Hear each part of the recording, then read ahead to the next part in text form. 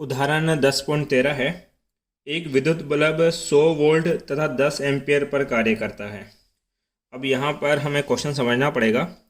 अगर वो प्रश्न में हमें ये नहीं कहता कि दिया गया विभव प्रत्यावर्ती का है कि डिस्ट का है, तो आपको क्या करना है बेटा, वो दिया गया विभव डिस्ट का मानना है। तो कोई भी बल्ब होगा तो उस बल्ब में दो चीज़ें होगी, एक कुंडली होगी और एक क्या होगा बेटा, प्रतिरोध आपके पास।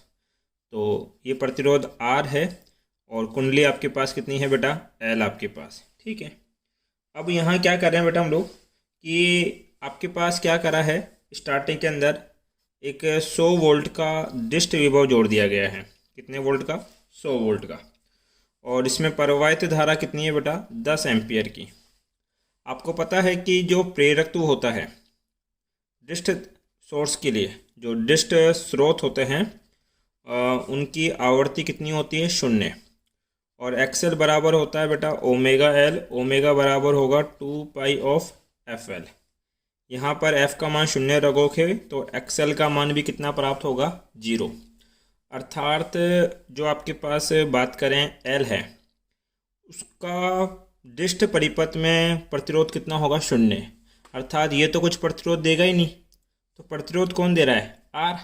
अब आर का मान मैं ओम के नियम से ज्ञात कर सकता हूँ। आर बराबर होता है वी बट्टा आई। वी दे रखा है 100, आई का मान 10, तो ये आ जाएगा बेटा 10 ओम आपके पास। ठीक है। अब प्रश्न आगे बढ़ा, उसने क्या बोला आपके पास कि उसे 200 वोल्ट तक 50 हर्ट्ज आवृत्ति वाले प्रत्यावर्ती स्रोत से जोड़ दिया जाता। पहले इस बल्ब को क्या करा था बेटा, 100 वोल्ट के डिस्ट स्रोत से जोड़ा था। अब इसी बल्ब को क्या किया आपके पास कि 200 वोल्ट के प्रत्यावर्ती स्रोत से जोड़ दिया गया। तो ये हो गया 200 वोल्ट का प्रत्यावर्ती स्रोत।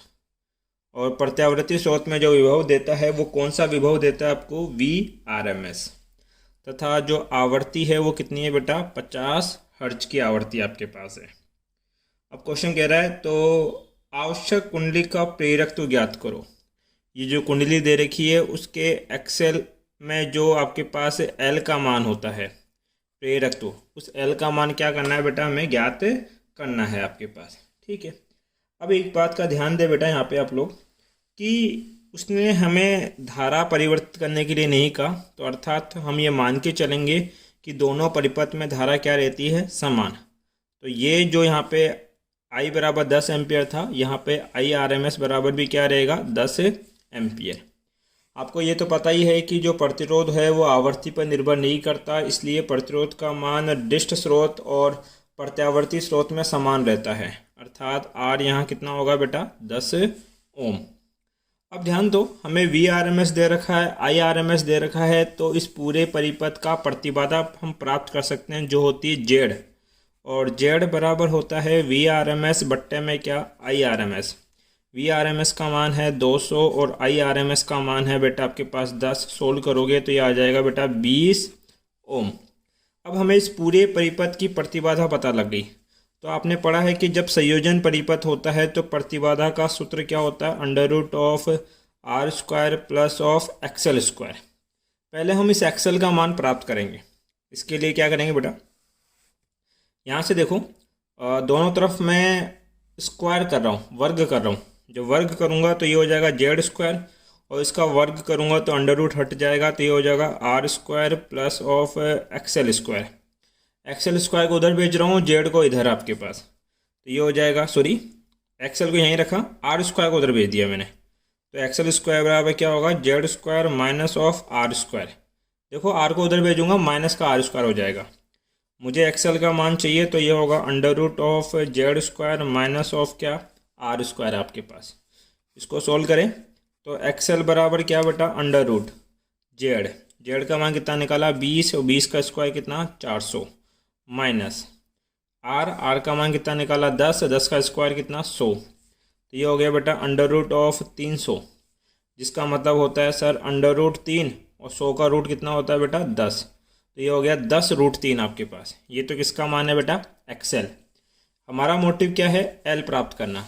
तो एल कैसे प्राप्त करेंगे आप लोग, आपने पढ़ा एक्सएल बराबर क्या होता है, ओमेगा एल। और ओमेगा को लिखते हैं बेटा 2πfl आपके पास।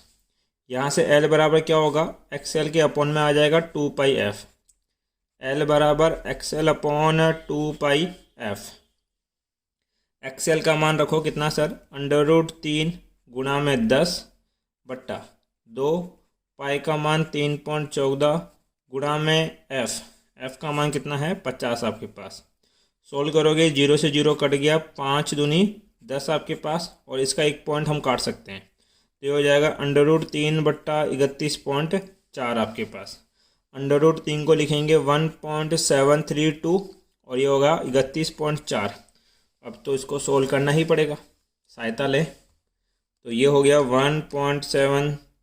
7 लगा भैया, 732 में विभाजन देंगे 31.4 का, ये विभाजित किया तो ये आंसर आया सर 0.055।